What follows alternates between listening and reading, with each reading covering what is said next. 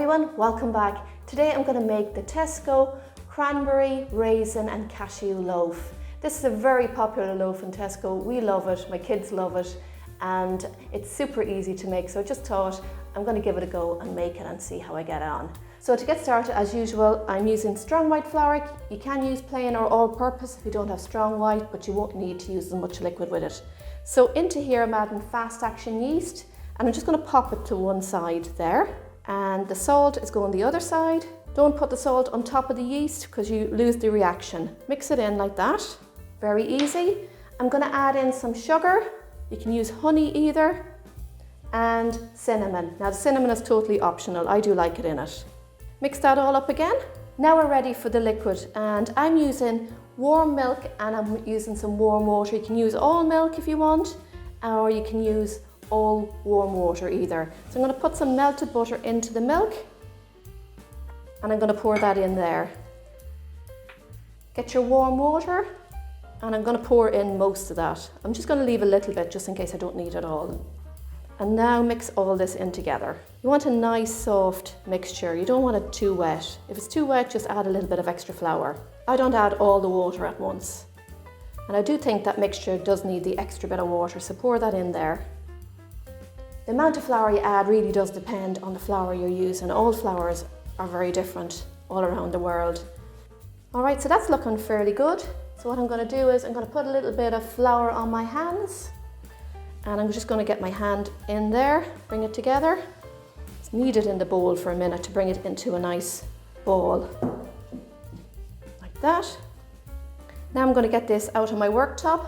I like to knead it on some flour. Some people do use a little bit of olive oil. So for kneading, we're going to have to knead this for about 10 minutes. If you've got a machine with a dough hook, just pop it in there and let it do the work. So very easily, you just get this side of your hand and go like that. And keep doing that for 10 minutes until you get a nice soft ball. Add extra flour if you need it. Now the dough is ready. You can see it's nice and soft and smooth. So what I need to do now is we need to get the fruit and nut into this. So the best way to do this is to stretch it out a little bit. Just like that. Now to add the fruit. In here I've got some cashew nuts and I'm going to add in some dried cranberries. I did soak my cranberries and my raisins in some warm water and I strained them just to get them nice and plump. And for my raisins, I'm going to add some pumpkin seeds too because they give a nice crunch to it. So there's a lot of fruit and nut in there. Give that a mix. You want these evenly distributed, so I find it's easier to get them into a bowl first and mix them up. And now we're going to get them onto our dough. Get them all in there. Now this is the hardest part of making this loaf. We have to get this into the bread and knead it and make sure that they're evenly distributed. So we're going to just knead it for a couple of minutes, not for long. If you've got a machine with a dough hook, just pop the dough back in there with the fruit. Now get it into a nice round ball and smooth if you can. So what I'm going to do now with this is I'm going to place it in an oiled bowl. So get it in there, pop a little bit of oil on top and cover it with a nice clean tea towel. You can use cling film either and pop a little bit of oil on the inside. Now we need this dough to double in size, and for it to do that you need to place it somewhere warm. I always put mine into my hot press or airing cupboard and it takes about an hour, but depending on where you put this will really depend on how long it's going to take, but you do need it to double in size. So I'm going to leave this here in my kitchen today as it's nice and warm and the sun is shining in on me, and we'll see you back here shortly. It's been an hour, so let's check this. Fantastic. You can see that my dough has doubled in size. So what I'm going to do is I'm just going to get my fist and I'm going to push it down through the center to knock the air out of it. And I'm going to get this out onto my worktop. Smells lovely. Get a little bit of flour and we're going to bring this together into like an oblong shape. So I just knead it a little, just to get a nice smooth top on it.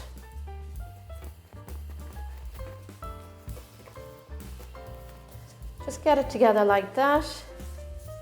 And now I'm going to pop it on a floured baking tray. And I'm going to get a sharp knife and I'm going to just score it diagonally like that. 1, 2, 3, 4. Okay, now we can cover this with my damp tea cloth. And I'm going to leave this to proof for about 45 minutes or until it doubles in size, and then we can get it into the oven. Alright, it's time to check this bread now to see if it's ready, and just look at that. It's doubled in size, looks amazing. And just to check, get your finger and pop it on top, and if it springs back up, it's ready to go into the oven. So what I'm going to do now is I'm getting this into the oven for about 45 to 50 minutes. I'm also going to pop in a tin with boiling water in it so I can get a nice crispy top on my bread. So let's do that now.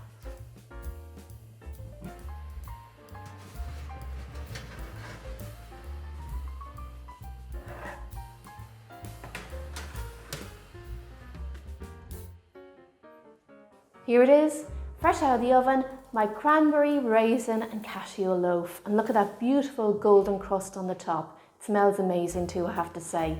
So we're just going to let this cool now completely before we cut into it.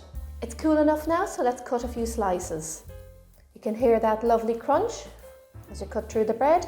You can see how beautifully the bread has risen. It's soft and fluffy on the inside, and you can see all those cranberries, raisins, cashews and pumpkin seeds in it, and lots of fruit and nut in there. Oh, it smells really good. You can just smell the fruit from it.